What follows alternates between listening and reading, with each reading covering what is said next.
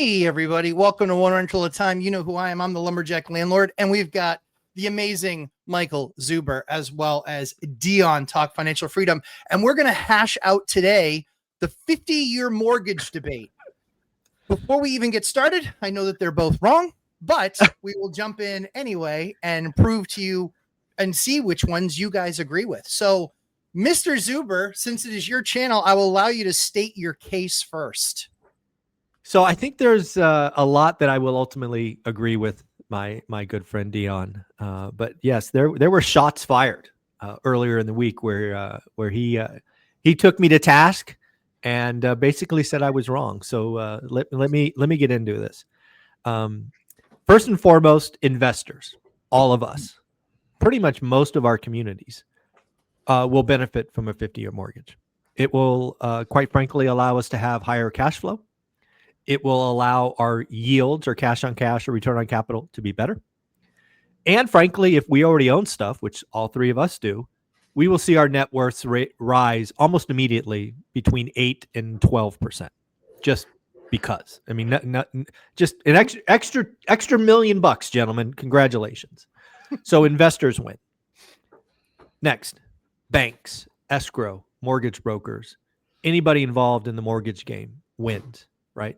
Anybody involved in transaction wins. Now, who loses? Why am I anti 50-year mortgage? To me, the 50-year mortgage is frankly just like rent control. And I mean that.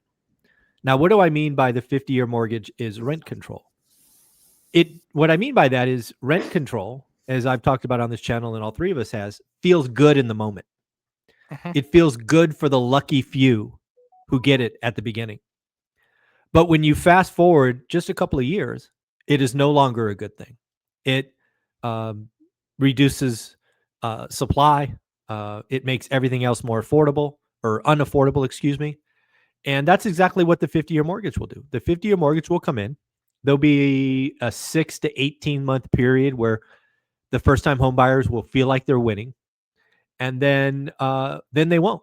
Then it will be all gone. Then the gravy will be out, juice will be squeezed, and the only people that win are guys like us who own more than one unit. Lastly, the thing that I think most people get wrong around the 50-year mortgage, and Dion knows this was an assumption he got wrong as well, was people are assuming, in all the calculations I've seen, that the 50-year mortgage rate will be the same as a 30-year mortgage rate. And that's just not how lending works. No. The longer the term, the higher the rate. Right? The delta between a 15 and a 30 year is not zero. The delta between a 30 and a 50 will not be zero. So again, a lot of these, it'll save me $250 is just bad math, right? It might save you $150, $100. Shoot, in a bad rate environment, it'll be less than $100. So, if you want to assume it's going to save you $200 a month, but you've got to pay an extra $300,000 or $400,000 or $500,000 more in interest for those extra 20 years. That's just financial suicide. And then the last thing I'll close with is we just found out this week, or maybe last week, that the median age of a first-time home buyer is 40. 40 plus 50 is 90. Right? You're going to be dead. So again, if you want to leave something to your kids, why not mortgage debt? Just give them mortgage debt. They'll love that. But at the end of the day, we all know that most people don't own their homes. They do a mortgage every 8 years or whatever. But it's just not. We don't need 15-year car loans, and we don't need 50-year mortgages. We don't need more debt. At that point, just rent. I mean, it's just, why bother? So I'll stop there. I got more, but let's bring in the wise and ever so good-looking Dion. Only when I have my AI filters on, though. The filters. I saw the filters. My first That's just a grok image. I drop an image of me in there, and I go, make this holding a whiteboard. That's what it thought I looked like. There you go. Yeah, well, I mean, I guess AI can't replace anything as far as we thought we could. I mean, here's the difference. It was a much better version of you. As beautiful as you are, it was an even better version. But go ahead. Any version of me that isn't me. So it's, I love you like a brother, right, Zuber? It's not that you're wrong. You're just mistaken. So, all right. The assumption that I heard in the video the other day was to go off of your mom, who's Yep. older Yep. and has a paid off house, and that Yep. is how she can retire. Correct. That completely refutes the facts from the study done by Freddie Mac from 1970 to 2024. So a 54-year study done by Freddie Mac. 90% of equity comes from appreciation. 10% comes from pay down. So 10% of the loan that's paid off, that your mom has a paid off house on, came from paying the loan off. Of course. I used a chart in my video, which you saw the other day, where I showed if you bought a house in 1975, so you're 1975, you had 50 years now to pay it off. You have a paid off house with a 50-year loan. You'd be this old to do it. But if you bought it in 1975 for $30,000 with 18% interest and never refinanced, your payment today, at your last payment that you would be making, is $412 at 18% interest. Yep. Would they have kept it? Would they have refinanced to 3% at some point? Would they have just paid it off at some point? We have to think in 50 years, $20-$25 is going to be like $400.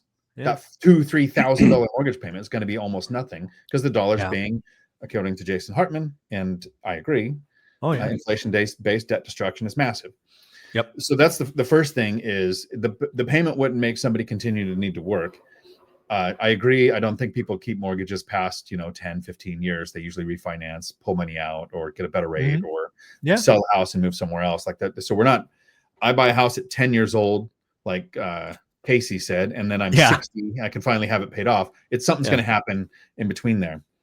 But then let's say your mom owed $200,000 and she has a mortgage payment. And I'm going to take it away from your mom because I haven't met her yet. And I really look forward to it. When I see her in February, she's going to be at the One Rental at a Time event. Super excited about that. But let's just say the average American that owns a house that isn't a renter, that has a net worth in the hundreds of thousands because they own a house for years. They don't have it paid off. They have equity. 90% of equity came from appreciation, not pay down. We have a home equity conversion loan, which at 62 becomes available. It doesn't saddle your kids with debt, because in order for your kids to inherit debt, the property would have to be worth less than it was when you bought it 50 or 40 or 30 years ago. The property trends would have to continue down past your death. They'll get debt, but the property can be sold and pay off the debt.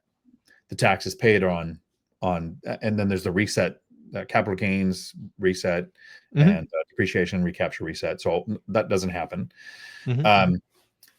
But a lot of older people don't need a paid off house to do a HCL. They just need equity to do a home equity. It's not a paid off house, new mortgage, so we can pay you every month. It's a home equity, whatever the equity is. It freezes the loan payments, and here's your monthly stipend that you're going to get that does accrue interest and add debt to your property, so your kids will inherit less. But I've got a friend going through that right now. His mom had to sell everything and basically just has money in the bank in assisted care. Every month she's spending, now it's about $9,000 a month until it's gone. Once it's gone, she goes on Medicaid, and Medicaid covers it, and then she has to have a shared room, and it gets worse. But so he doesn't expect an inheritance. He's like, I hope my mom lives until there's no money left. Like, I don't want her to die just so I get some money. Right. But even without home ownership, to be in assisted care as we get older, it's until you're broke, then Medicaid kicks in. But that home equity conversion loan as an option on the equity that comes from a 50-year loan right now lowers the barrier to entry to buying a house by $30,000 a year in income. You need to make $30,000 a year less in order to qualify. And you know how dumb lending is. You said it in your daily update today. They removed the low credit score for because the FHA loan doesn't exist to help people buy houses. It came out in 1934 to help get construction workers back to work. The idea with an FHA loan and easing FHA access is to shorten a recession. So that's why they're removing credit scores. They're going to make it easier to buy. I'm a fan of people buying a house, whether they're an investor or a homeowner. And the data proves it, with the median net worth being $221,000. This was last year's data. It's probably more now, but $221,000 if you're a homeowner, $6,800 if you're a renter. So I'm not in you should just rent because I think homeowners can do interest-free or interest-only loans for 1,000 years. The brewery in Ireland or somebody is paying $54 a year for their interest only 1,000-year loan, right? So spelled out over enough time, it's in the owner's favor. The caveat is, I don't think people care how much money the bank makes. I think they care when they do the math. For about 10 minutes, they're in a seething rage. But then they're like, what would I be paying in rent? That's 100% interest. That is money that goes to not me, to not pay down principal, to not get me appreciation. So there's people that rent that are just fine. The people that own, who cares the interest they're getting? Who cares about the principal pay down? I don't even really calculate principal pay down. And I gained $600,000 in 2022 in appreciation. I'm like, that's a recognizable percentage of net worth. So, yeah. And then the last thing I'll wrap up with, and I'll toss it back to you. Yep. It is absolutely individual, case by case. Don't make any assumptions, because when we make an assumption, we make an ass out of you and umption. We don't know what the interest rate for a 50-year will be. If it's so high, your rate doesn't come down. Of course, if a 30 and a 15 was so high, the 30 didn't make sense, people would have 15-year mortgages, but they don't. Right. Back to you. Yeah. So a couple of things. So first off, your $30,000 in buying power, you're absolutely right. But just like rent control, that'll be gone in a minute. That $30,000 in buying power will be gone in, my guess is 18 months. So that, again, that does feel good for a moment, but it'll disappear. 50-year will just become the standard. All housing prices will adjust up, not down, to make up for that payment difference. So you're right in the moment.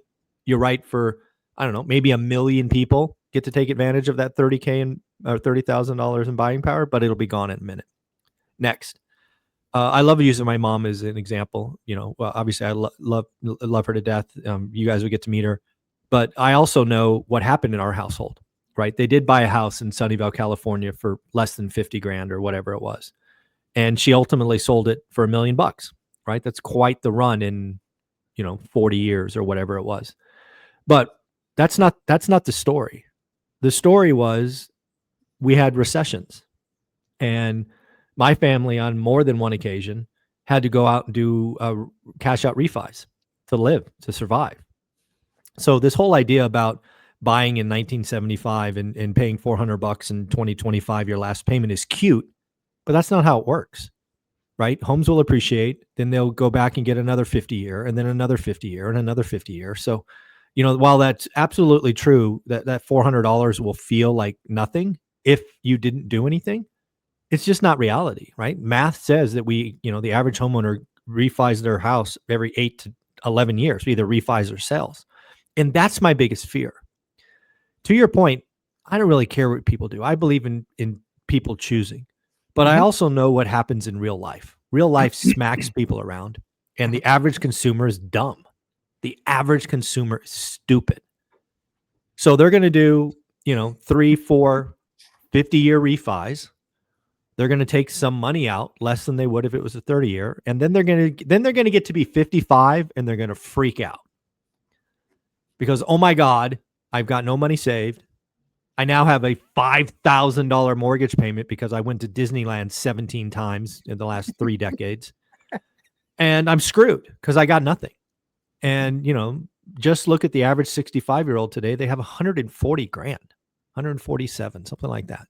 And most of that's their home equity. Correct. And that's going to be gone. So again, the 50-year mortgage per Jason Hartman, inflation-induced wealth destruction is absolutely correct.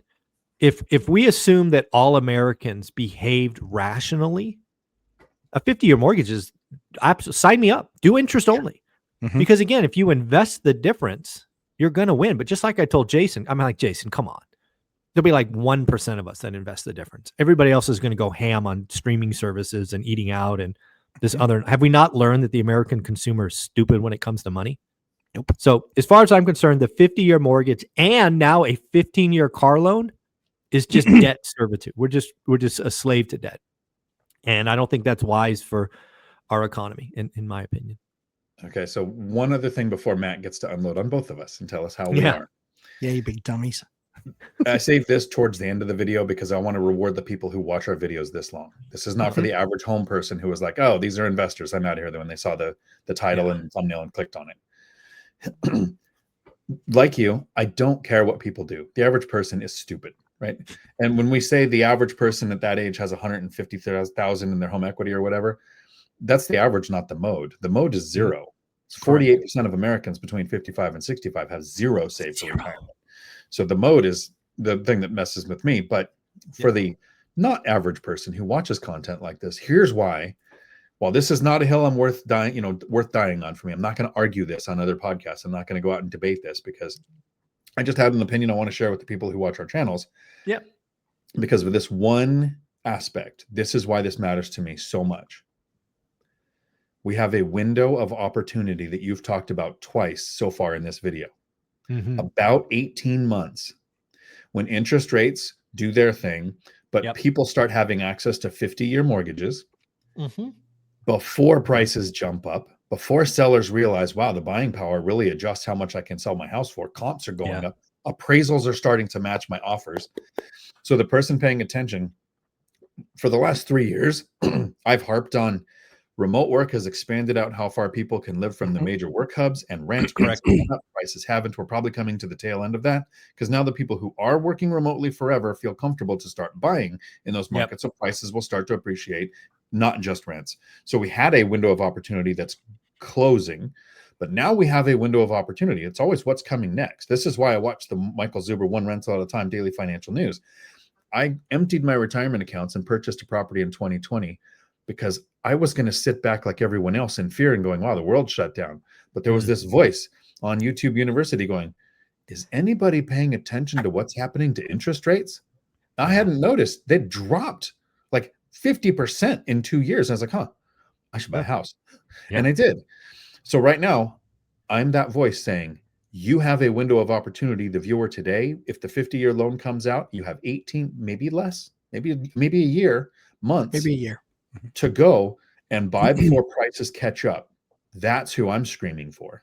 I agree with you 100%. If the 50, again, I don't care if it comes or not, but if it does come, you will have just a tiny window, a crack to just get an unfair advantage and go make 10%. It's just math. But all right, Matt, tell us how we're both wrong.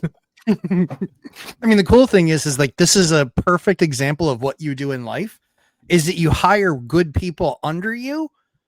So you don't have to do any of the work. You guys completely self-regulated. That was awesome. And not that you guys work for me, but in the case in this video, I was a moderator, so you kind of did.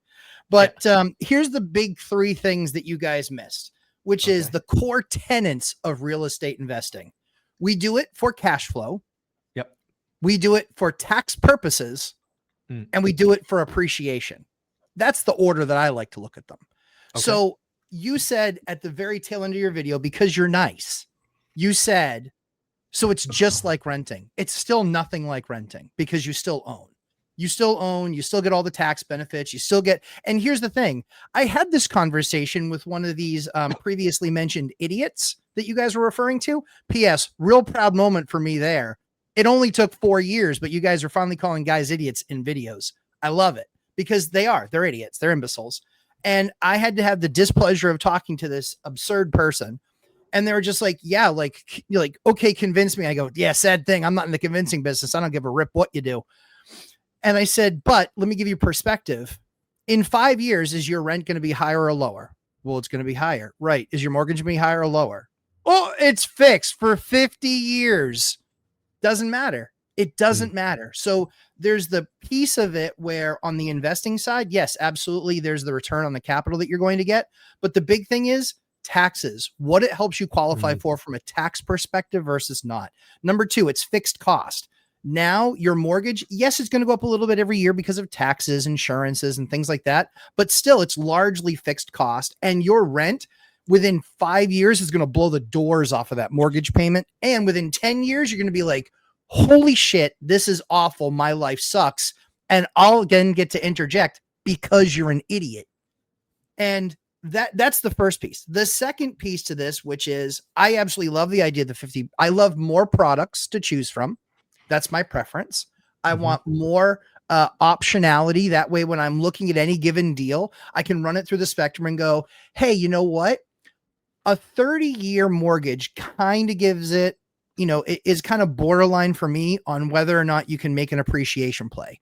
A 15-year is not, because we saw some areas not take 15 years to recover from the great financial crisis. So it doesn't make me feel warm and fuzzy, especially when it resets every 5 years. Definitely doesn't make me warm and fuzzy. But now we're talking a 50-year mortgage. Everybody who's anybody can bank on appreciation with a 50-year mortgage, right? Just look at where things were 50 years ago. Like Dion brought up brilliantly. Hey, in 1975, it was a $30,000 house and it was an 18%, cost. But holy cow. So I think that, again, I think the same tenets remain true, which is, why do we invest in real estate? It's because it is for cash flow, it is for tax advantages, and it's for appreciation. I think those three tenets remain the same. And I think that anybody, and I think that Dion is 100% correct. I think, Mike, you seem to always be right on timing. I'm still in the early camp on this one. I think that because the system works the way that it does, I think it's going to be a 6 to 12 month window, because that's how long it took during COVID. That's why as soon as they started shutting stuff down, I was like, I'm doing every deal that comes across my plate right now, because I can get super cheap debt, 30-year fixed, and everything that I did every deal I possibly could.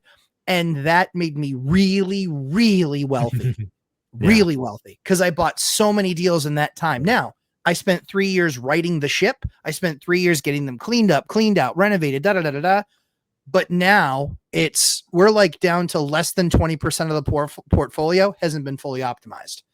So it's got that great return. But that's where I think you guys, I think you guys, like we all do, I think we deviate into the news of the minute, as opposed to how it then correlates to our core tenets: cash flow, taxes, appreciation. And for that reason, I think that all of the other stuff out there is just pure noise. If you're an investor, cash flow, taxes, and appreciation, that's what it comes down to. Tell me where I'm wrong, since I'm the mod. Again, I don't think there's any question that investors will win with this. To your point, more options, better yield, better cash flow. There's absolutely no argument. Also, you're absolutely right. It could be sudden. It could be it could be 6 to 12 months. I think it's going to be quick. I'll still stick with 18, but the under is a great guess as well. And again, at the end of the day, we all go back to our internal bias. In my internal bias growing up financially insecure, having that house is really the only asset that the family leaned on a couple of different times. I just know that the average American is not an investor, doesn't think like us, doesn't even understand what Jason means by inflation-induced debt destruction. Correct. They don't probably even comprehend Dion's perfect example of a 1975 house at 18% being $400. They don't compute that. Right. They don't, it's like breaks their brain. And then again, we're just consumers. And if we allow, 50-year mortgages, they'll just do cash out refis and people will just continue to do what they do. And that just means that when they're 55 or 60, they're going to have an epiphany and realize they're broke and have no options. And then they become forced sellers. They're just become forced sellers. And it's not what I want for 65-year-olds. It looks like Dion's got a chart, I think. Go ahead. Real quick before you hit the chart, Dion, I think the biggest issue will be, in order for you to do cash out refi, you have to have what? Equity. They're not going to have equity. That's what exactly. Oh, brilliant. Yeah, they're not going to have equity. Well, look at the chart. I was going to say, all of those times that your family had to tap equity, it didn't come from the part that they had paid down in principal. No, I agree with you. I agree. But see, this chart is awesome. Your example in your video is awesome. And you're absolutely right. It never was the mortgage pay down. But if I guarantee you, my mom and dad would have done a 50-year mortgage if it was available to them, because it would have saved them a couple $100. They would have done that. But when ultimately my mother had to sell the house, she wouldn't have had that extra equity, whatever that pay down was or whatnot. Correct. So again, it's and again, let's be clear. Let's not lose the fact that I was in California, specifically the Silicon Valley. So the appreciation over the course of 4 decades was higher than most. It was, yeah. Sure. We can't forget that. But if you're in 48 of the 50 states, correct, you're going to walk away with like 12 pennies. If you're lucky. If you're lucky, because you got to pay closing costs and real estate commissions. I still think that I still kind of don't agree, because 10% of the equity comes from paying it down. You only lose 10%. You'd still have 9. And then with the added 50-year mortgage, home prices will appreciate, meaning the 90% will be 90% of a bigger number. Well, see, we're getting distorted again. You talked about median and mode and all of that, right? You can pull up states that over the last decade have had appreciation of less than 10%. Right? We're distorted by California that's up 50% or whatever it is. Yeah. Right. It's the coasts. It's the coast, right? Or the smile, right? All the coast. Yes. Right. Yeah. Yep.